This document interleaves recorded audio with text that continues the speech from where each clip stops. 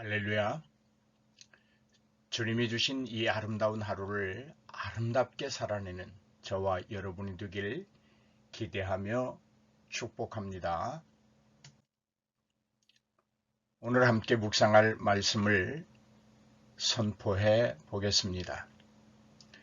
여호와의 사자가 또 그에게 이르되 네가 임신하였은즉 아들을 낳으리니 그 이름을 이스마엘이라 하라. 이는 여호와께서 네 고통을 들으셨음이니라. 아멘. 이 말씀이 일어나는 배경에 대하여 주목해 보려고 합니다. 이미 15장에서 아브라함에게 아들을 주시겠다고 하나님은 약속하셨습니다. 그리고 아브라함이 여호와를 믿으니 여호와께서 이를 그의 의로 여기셨다고 15장 6절에 말씀하고 있습니다. 그럼에도 불구하고 사라가 아닌 하갈에게서 아브라함의 아들이 태어나고 있습니다. 하나님의 계획이 바뀐 것일까요? 아니면 하나님이 시시때때로 변하시는 분이실까요? 그렇지 않습니다. 그렇다면 하나님의 계획이 바뀌지 아니하고 변함이 없으신 하나님이시라면 이스마엘이 하갈의 몸에서 태어나는 것은 어찌된 일이란 말입니까? 이 배경에는 하나님의 약속에 대한 믿음과 기다림의 은총이 없을 때 빚어지는 그릇된 생각 때문이라는 점에 우리는 주목해야 합니다.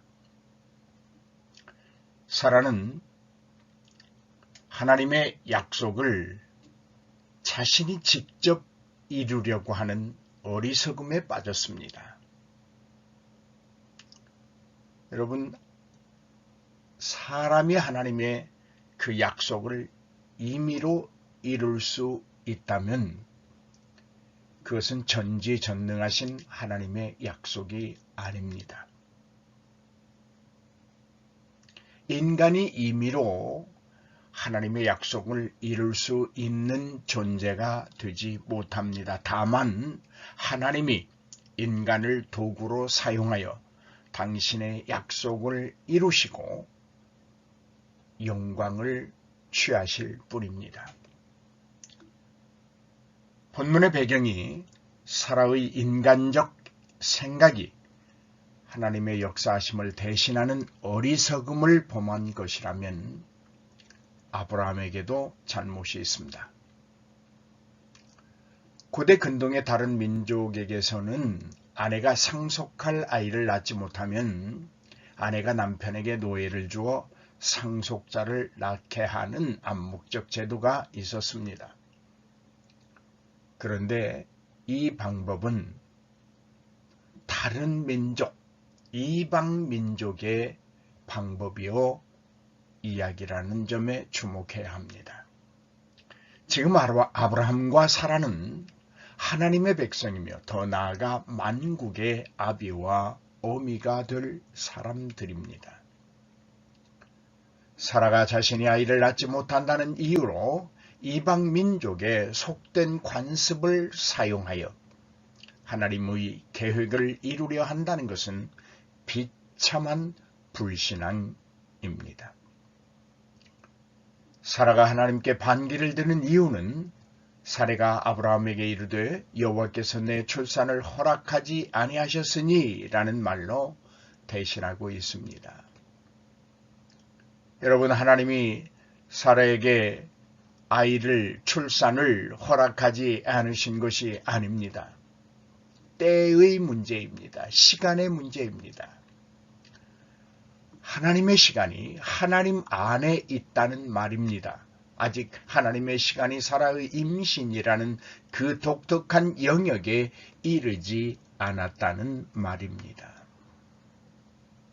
우리는 종종 하나님의 약속을 우리의 시간 속에서 앞당겨 보려고 우리의 생각과 우리의 그 얕은 어떤 권무나 술수를 부리기 시작합니다.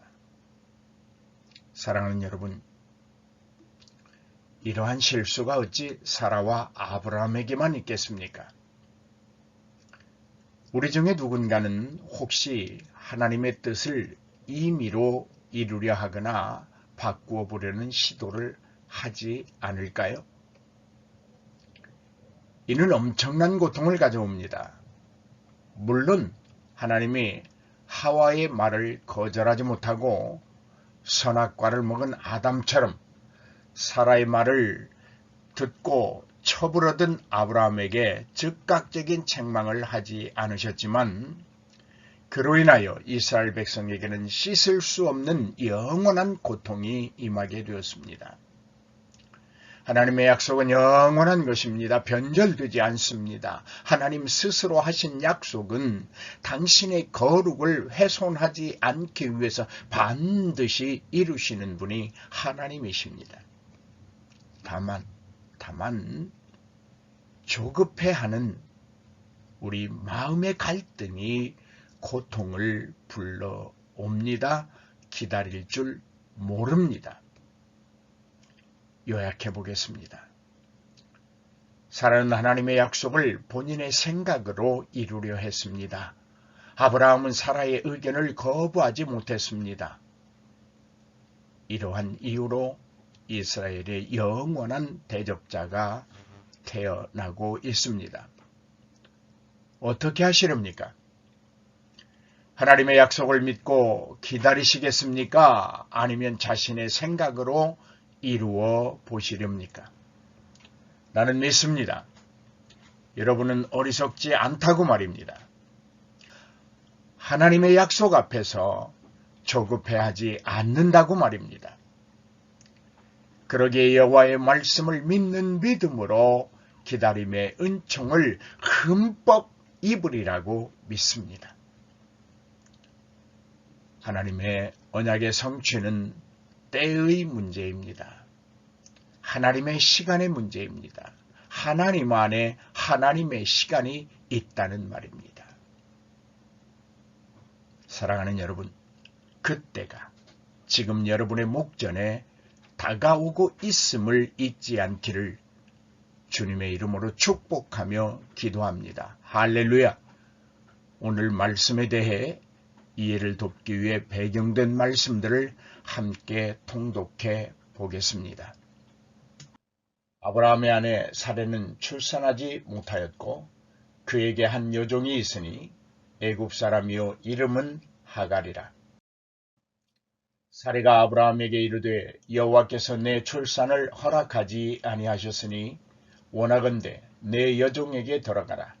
내가 혹 그로 말미암아 자녀를 얻을까 하노라 하매 아브라함이 사레의 말을 들으니라.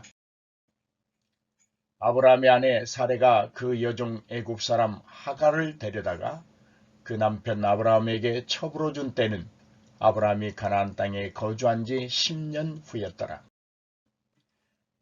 아브라함이 하갈과 동침하였더니 하갈이 임신함에 그가 자기의 임신함을 알고 그의 여주의를 멸시한지라.